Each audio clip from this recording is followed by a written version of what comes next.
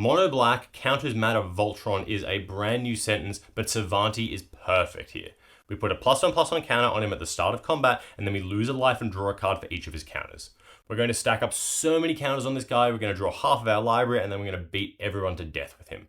Astarian's Thirst is great since it counts as both removal and a counter buff.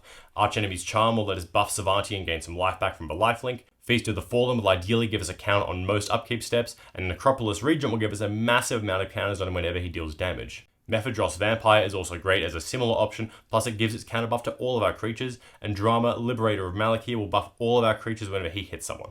These kinds of creature-based counter options are usually great since it spreads the damage profile of our deck out so that people don't just kill our commander, but we also want to pack some redirect spells like Imp's Mischief and some protection options like Commander's Plate to make sure we can keep him around long enough to draw all of our win cons.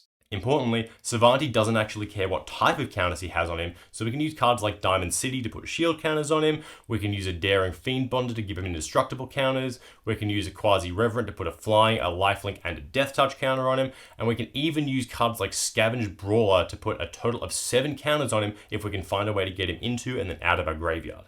This kind of thing will obviously result in us drawing a massive amount of cards, so a Psychosis Crawler is great to make sure all our opponents are losing life just as fast as we are, or Starscream, who will make target opponent lose 2 life per card we draw as long as we're the Monarch. Or we can get an equipment like a Resurrection Orb to give him lifelink and a recursion effect to make sure we stay healthy, or a Basilisk Collar to give him lifelink and Death Touch.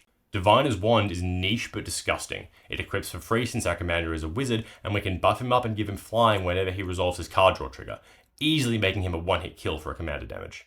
This card is just gross. I'm super keen to start building this and just smacking people for absurd damage. We've just got to be careful we don't draw our entire library or kill ourselves with the life loss. Reminder, I do videos like this all the time. If you want to see more TMNT or Magic the Gathering content, drop me a follow.